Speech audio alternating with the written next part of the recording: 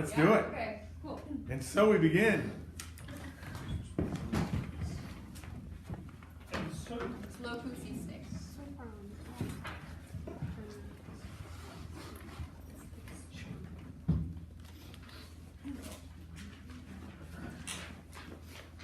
Are you my one soprano? Yeah.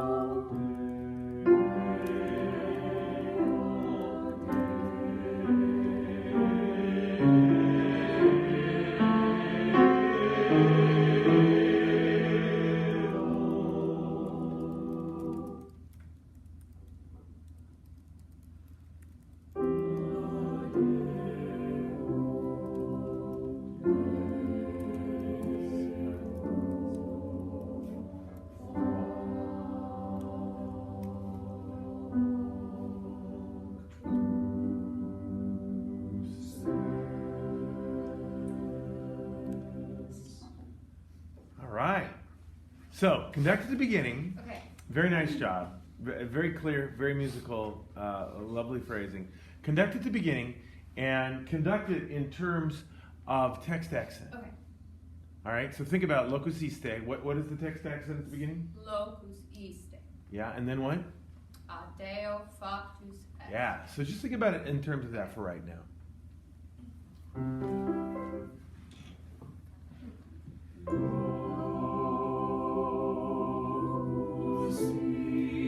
Yeah, everybody sing it for me one more time. 2 and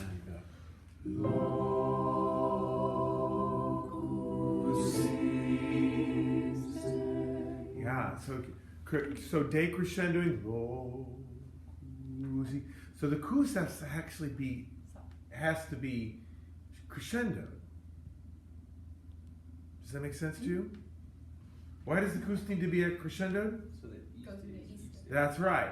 But the beginning of it is not loud. Low decrescendo. Okay.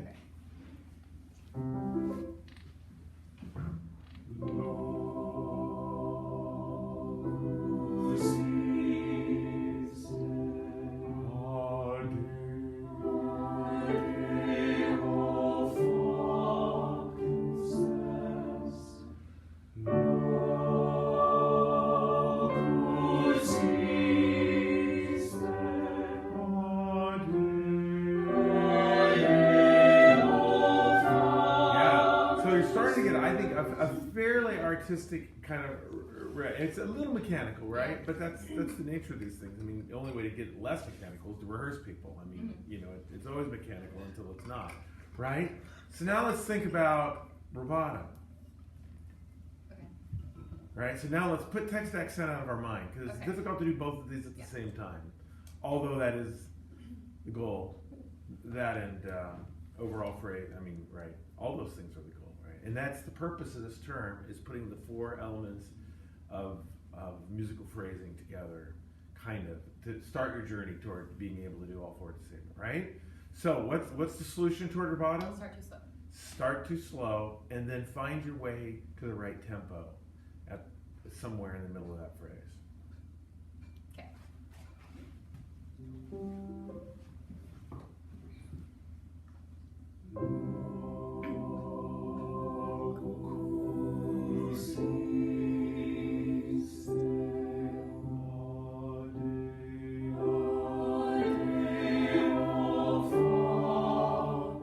Maybe get there a little quicker. Watch this. Everybody? 2, 3.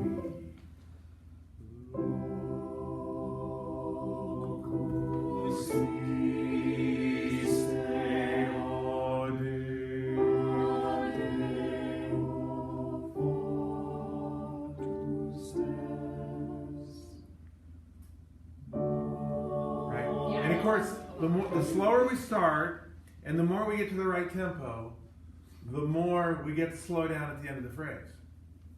And it doesn't sound like a ritornando, it just sounds like the end of the phrase, right? And so we achieve balance. The biggest problem is that we tend to think about rubato as stealing time, giving back time, right? And I think that harms our understanding of it. I think it is starting too slow, getting to a lovely tempo, but then ending the phrase similarly as the beginning. Okay? Try that. Did you like that? I liked it more. Okay. It's a lot better. I mean, it's just a matter of taste. It's a matter of balance. It's a matter of aesthetics. A lot of the more black and white things we've been dealing with up to this point, not really here anymore.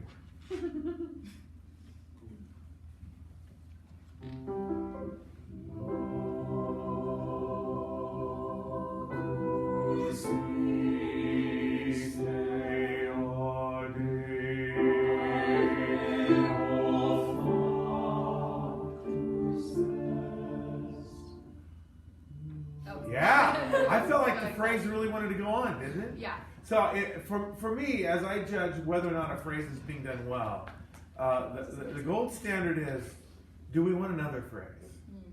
Like if the end of a phrase says, ooh, do another one, then that means that's a good phrase. If the end of the phrase is, really? So then maybe not, right? I mean, especially in the romantic period, every phrase should make the listener wish that you would do another one. It should lead to another one. It doesn't feel final. Until the final phrase, until there's no reason why anyone would ever want to hear any more of this song, because it's done, right? And so that's the complete. Yeah, very good start. 1, 2, 3. And now we move on. What do we move on to? Oh, he watching over Israel. Can anyone tell me what this course is sometimes named? Oh, no, you're not using your phone. I didn't print any music. Yeah, get someone's music. Thank you. Because I did not check. Did you know you were conducting today? Oh, okay. Well, let's see how we do. Thank you for conducting anyway. I appreciate that. It's good. It's like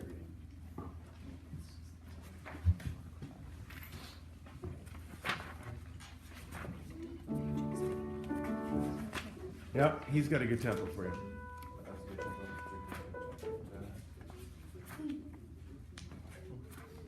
So he watching. So you could either be like this, T and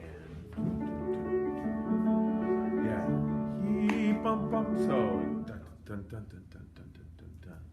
Dun, dun, dun. 2, 3, and.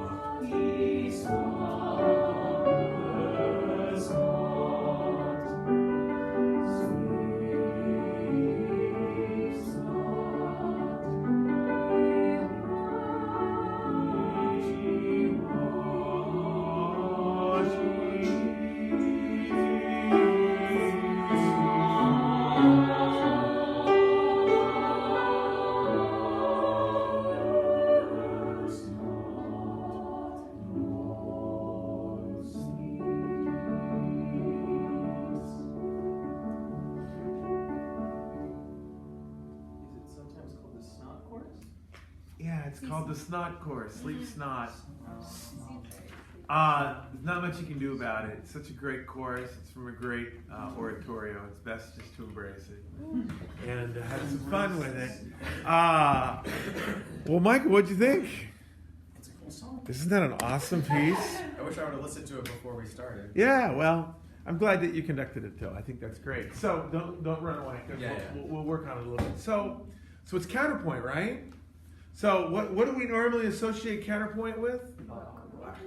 Bach, right? Yeah, or Handel. But what period? Yeah. So we if you had a class on counterpoint, which we don't at Oregon State, and that's okay because we teach some counterpoint in other places. There's two kinds of counterpoint that we basically think about in music history: 16th century counterpoint and 18th century counterpoint. They're not at all alike, right? 16th century counterpoint is like what? Well, it's not like fugues. That's 18th century counterpoint. Imitative. Yeah, I mean that's when we think about Palestrina and so forth. Like Palestrina didn't write a fugue, right? Does that make sense in your brain? Yeah. Palestrina wrote point motet style in which they imitated, right? But Bach wrote fugues, and fugues have very kind of specific ideas of exposition and the development and the recap and so forth. So what was Mendelssohn doing here, right here? Why was he writing a fugue? Was he confused? Did he wake up in the morning and feel 18th century today? Because he was not 18th century. He was what?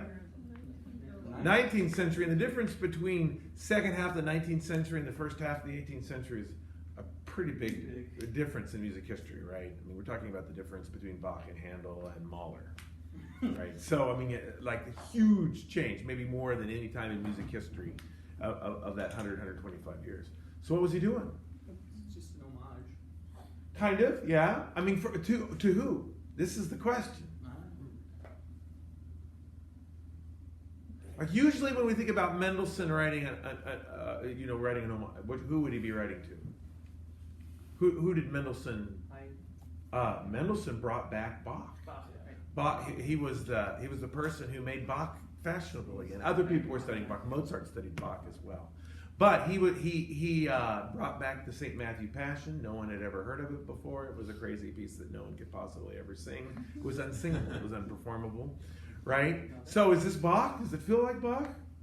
It doesn't feel like Bach. What does it feel like more like? You mentioned Haydn. That's kind of true. It's half true. Who was Haydn writing in the style of? Why was it in? Yeah, it's Handel. It's English oratorio.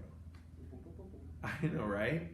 So Mendelssohn was well educated in terms of his historical composers, and so there's more Handel here in some ways, or Haydn, than there was of Bach, right?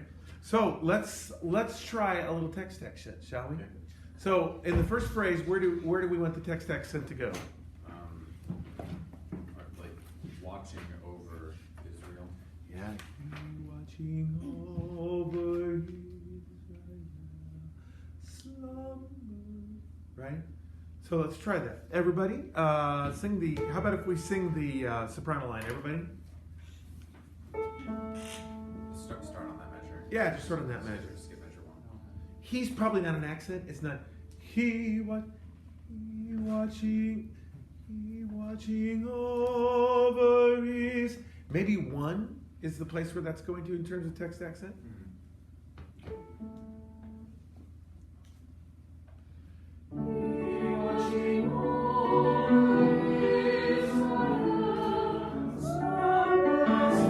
Nice. Not too bad. Everybody sing it for me. 2 and.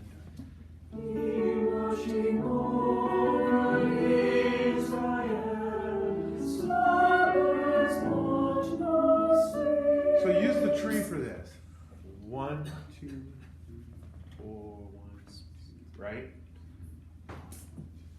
So there isn't a lot of side to side. If you do a lot of side to side, it ends up looking like this. We go and.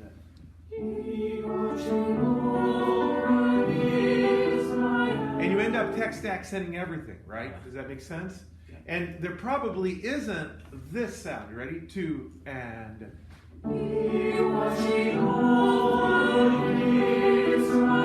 In my opinion. Oh. Why is that probably not true? Too schmaltzy, it's clunky. That is true, but why is it too schmaltzy? I mean, why would maybe a different piece we do that on, but not this piece? You just said he's gonna be Baroque. It might. Yeah, I think it's because he's imitating classical and late Baroque styles. So that's my opinion. I think it's a pretty good one, but it isn't. But it isn't sacred, right? You understand that a different answer is not wrong. Okay, but I'm trying to give you ideas why we're choosing one thing and not another here, right? Try that. Okay.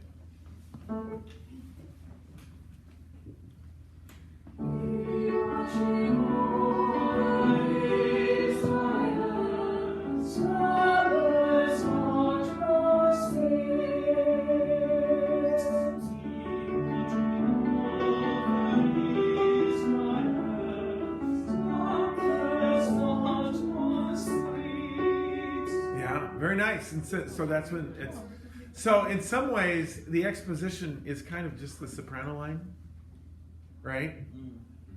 I mean, that's kind of how I interpret the fugue. I mean, it's not a classic fugue, but nobody wrote classic fugues. Not even Bach in many ways. Once you add singers, I mean, they did write classic fugues for the organ.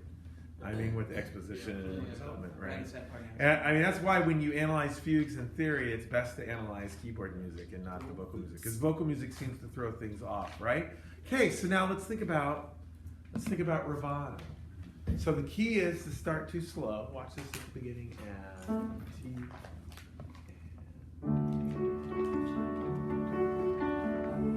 Watching over Israel.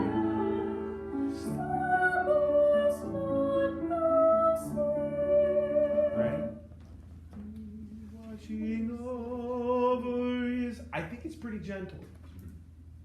And of course the question is how much should it be? It's not, I mean, there is a classical quality to this piece, right? But it's still Mendelssohn. And I still think we have the opportunity for tempo alteration that we are obligated to do. Right? And his harmony is not going to be classical either. His harmony will be more romantic. Yeah. So what's classical or Baroque? The counterpoint, definitely. Maybe sometimes articulation. Yeah. Orchestration a little bit. Yeah. It's like that. Running those Yeah. You want to try it? Yeah. What's the key to rubato? Start slow. Start too slow. Start too slow and say, oh, it should be faster.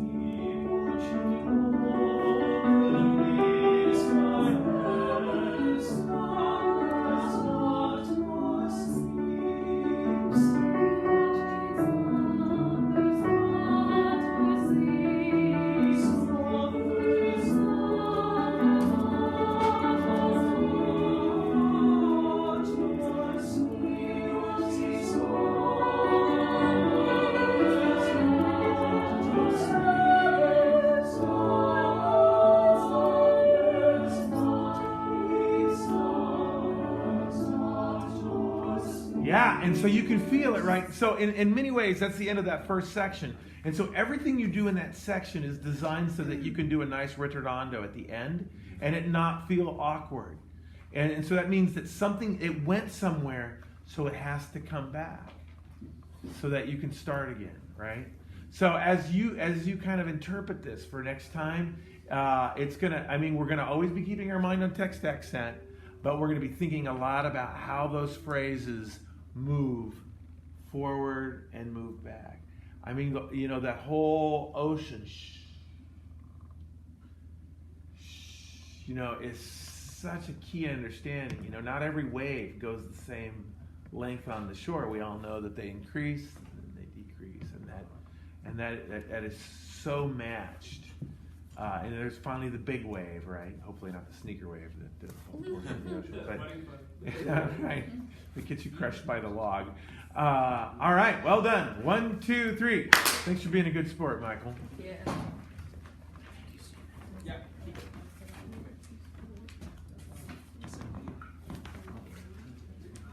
Oh, do you know what we sometimes call this chorus? I don't know what this chorus is. Which one is it? Jack decides to show declines chorus. Jack, which one are you doing? Ocean Nacht.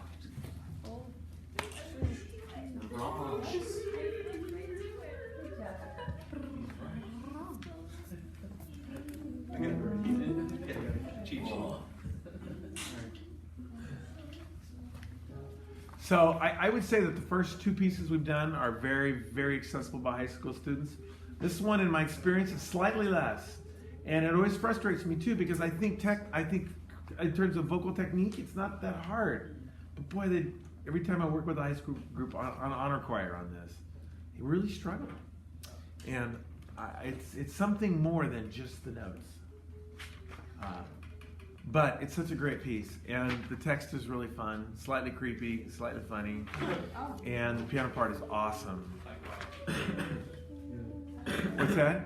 Much like Brahms, slightly creepy.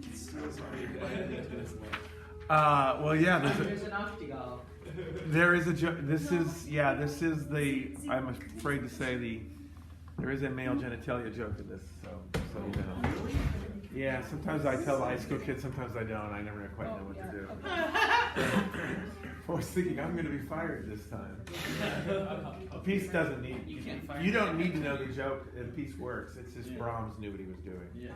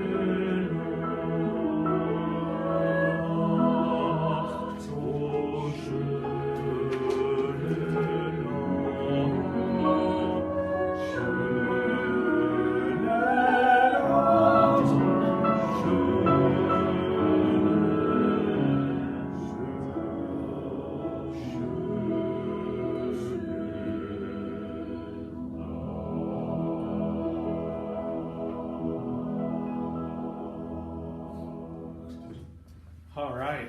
Tough piece, isn't it? It's a hard piece to conduct, I won't tell you. So you guys tell me, so really, really different than the two pieces we've done too far. The first piece is this motet, almost kind of written in a 19th century, 16th century sort of way, which is very expected for Bruckner.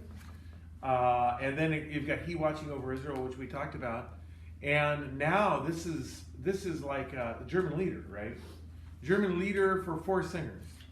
So the number one thing you need to know about this piece is that it would have been intended for four singers, not for 40. It's soloistic music, written for it's chamber music, right? Now usually it's done by choirs, and it can be done, but it definitely is intended to have kind of that kind of personal expression. Why is it hard? Like you guys sang it much worse than the first two pieces.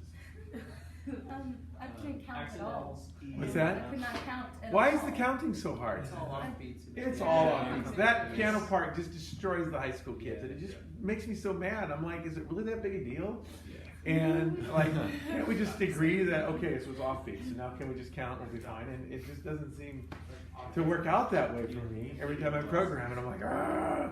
They sing it kind of like you guys did, with ever like any real sense of like beat, where like just get right. Yeah, and it's hard for the conductor as well because they have to have a lot of confidence to show where the beat is, let alone where the beat would be in rubato. So you understand that when we're kind of working in the Baroque period or even in the classical period, right at the beginning, conducting it like the classical period. Here we go. And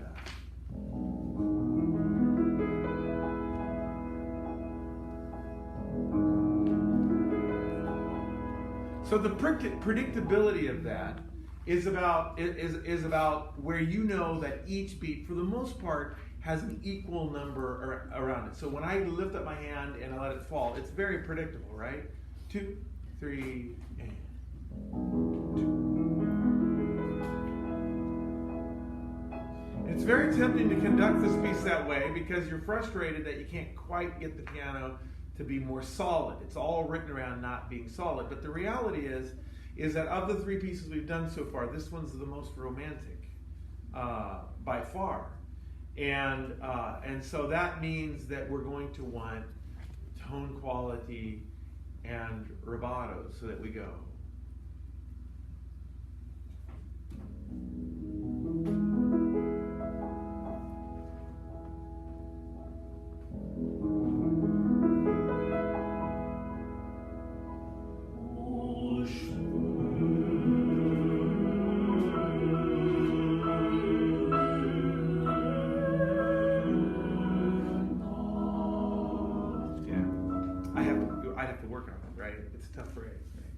And I didn't quite have Bryson with me and so forth, but that's okay. So you see how complex that is. So rubato, another reason why rubato is hard, in addition to the fact that we don't know how to do it, is because so far our ability to show people where the next beat predictability has been in that you're changing directions at a time in which you're showing people the beat really is at the same time.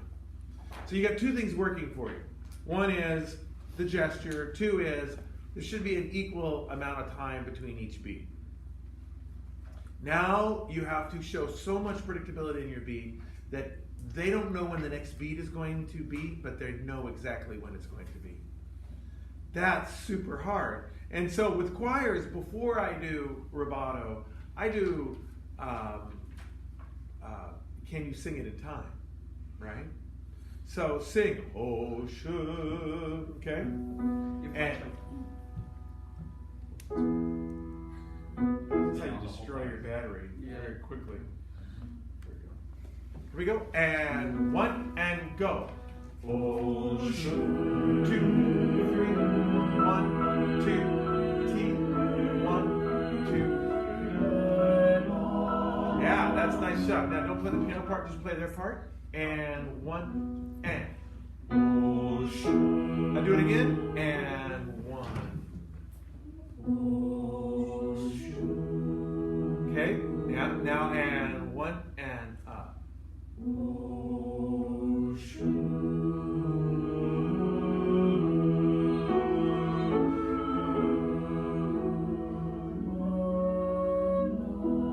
So that's a nice phrase. I took the piano out of it because that solves that problem. Now all I have to do is get you to sing it that way and have Bryson do whatever he does and just ignore him, okay?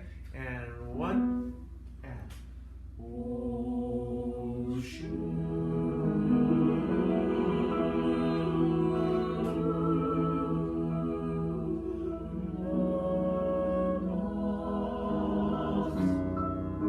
Alright, you want to try that?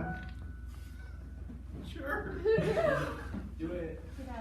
Yeah. Isn't this awesome? Folks, this is the height of artistry. Now, all of you who are studying voice are already doing this in your voice lessons to one degree or another, right? Now, translating this into your arms is a tricky business. But you already all know how to sing a phrase. Like your voice teachers are making you sing phrases, right? You don't get to go, Osha, right? You're supposed to do this thing that involves these things.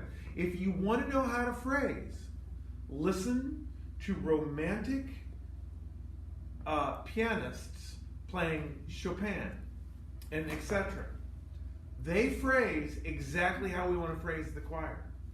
And why are they so much better at it than choirs? Because it's just one person. Because it's one freaking person. And they just sit there and they do whatever they want. And the piano, their choir, is an extremely pliable and willing, as long as it's been tuned and all the little hammers are working right, everything's awesome. We do not have such an easy life. They get 6 hours a day with their instrument. We get 45 minutes. They don't breathe either. What's that? They don't worry about breath. Well, yeah, all right, and they just sit in there and then they go out for a smoke and they come back and work for 3 more hours. I mean, if our life was so simple. Yeah, all right, just the choir part. Don't worry about the beginning. All right. Yeah, O is too long. And everybody, and. Yeah. And then once you start that, it's like the guy with the chia head that paints and is passed away. Ross. Right? It's like the first thing he does is he paints his entire canvas one color or 2 colors depending on what he's doing, right? You set that up and then you add detail, right? That first thing is where you paint the whole canvas blue or whatever he's doing. Let's get the first 2 notes. A little more prep on the O.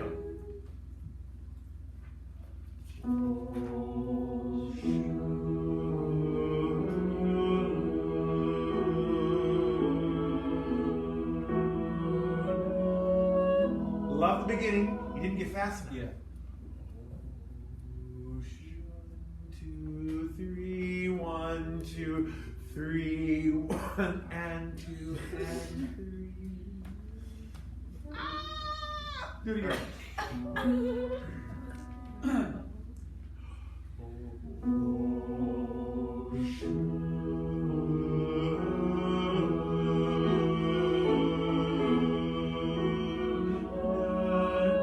That first half was awesome. Yeah. You didn't slow down enough at the end. Yeah.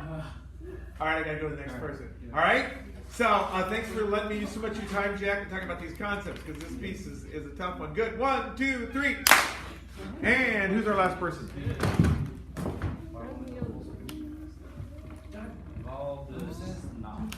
There's only 5 minutes. I have 7 on my clock. Is my clock wrong? No. It says 8 minutes. Okay. Come on, computer. Wait, This is a little shorter piece. We only do one verse. Only do one verse. oh, okay. Yeah, because this isn't about teaching diction. Oh boy.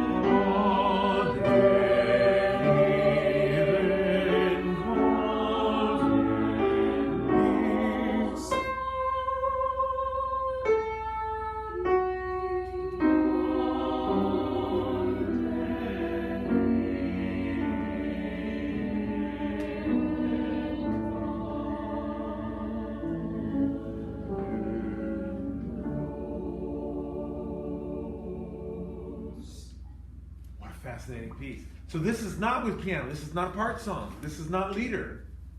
This is a choir song. And it's a cappella. And it gives you complete control over the phrases. And when this piece is done metrically, it is just, there's no piano to save us. There's no pretty piano part. It's just bad, right? It's all the phrase. I mean, this is the least metrical piece, probably even more than Loco Siste. Loco Siste is somewhat conservative because it's church music, and you've got this kind of struggle between romantic and kind of medieval almost in that. This is not. So, pick a spot. Show me a rubato phrase. Can I try the last phrase? Yeah, that's a great one. That's a great one. Starting the top of the page, not the bottom of the page. Last two measures. Okay. Yeah, because I really believe that soprano on the forte, that's kind of the middle. That is kind of that middle of that thing. So.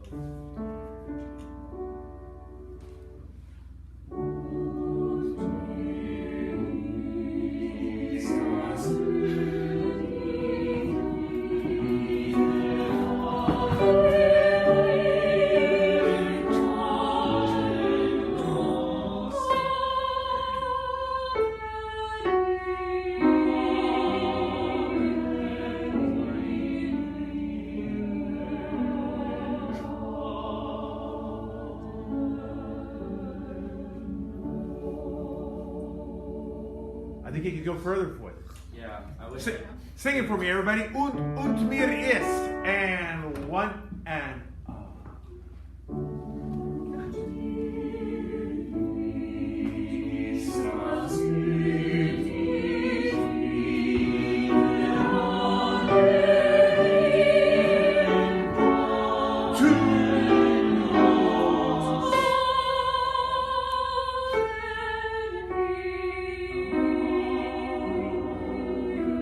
So if I'm going to go that slow on that, which I think is really fun, that means I got to really extract a lot of time out of that first half of that phrase, because I just can't go slow anywhere I want. There is a paying off in the nature of music, right? In the economy of music, we don't just get a take.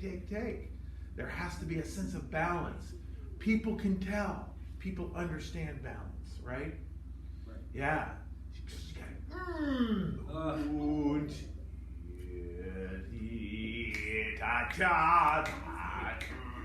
Try it for me. I really love this piece. I love all four of the pieces working together. Very good. This isn't performed enough. It's hard. Mostly when high school choirs sing this, it almost sounds really bad. Heard it like twice, and it's like, oh, that was terrible. Too fast. Because if you go too fast, then all you're doing is speeding up. You have to be too slow.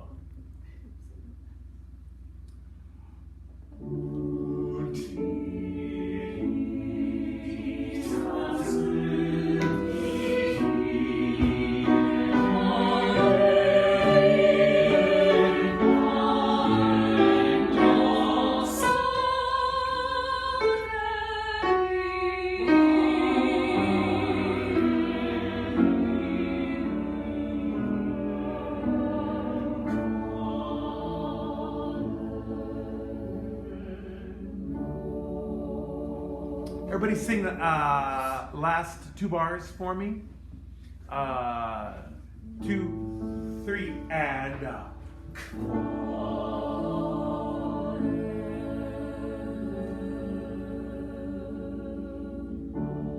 remember, it's not just any ritornando, it's the ritornando that ends the piece if the first verse is ending the piece, right? Yeah, now if you're doing more verses, you would never do that, because you gotta, I want to go on. I think in some ways, how you think, well, how slow should you go? Here's how slow you should go. People should go faster, right? And so I really believe rubato and phrasing is about tendency. What do people wish for, desire? You go slow enough so people go, oh, I wish you'd go faster. And you'd be like, yes, let's go faster. Oh, I wish you'd even go even faster. Oh, let's go faster. Oh, what would be really cool right now? Right? I mean, it's so different than anything we've done this year, right? It's just amazing. I mean, thank God for the 19th century Romanticists, especially the Germans. You know, who the Germans believed in excess. They were all dying of syphilis, every one of them, and mental illness. I mean, it was just. Bad time. It was. Make us die, though. What's that? Best of Make us die, times. though. It was the worst of times. It was the worst of times. Syphilis was not a great way to go. All right. So the first group got the advantage of or the second group got the advantage of watching the first group what this is like this term. So sort of be ready to kind of attack that. I'm going to ask all of you to do text, send, or not everyone always gets to do both. It just depends on the piece and whatever. And also rubato. But we all have to start rubato. Because we will do rubato in the second half of the term in the contemporary music, but it's not the same way. I mean, rubato, tempo alteration defines the Romantic period. It only sometimes defines music that we do later. Sometimes it does, sometimes it doesn't. And so this is our kind of our 100 years to learn it in the time period we're covering, and it's so important. So this is when you have to do this, and it's the hardest thing in conducting. It's the hardest thing in artistry, I think. All right? Very good. 1, 2, 3. See you guys. And look, it ran the whole time without stopping.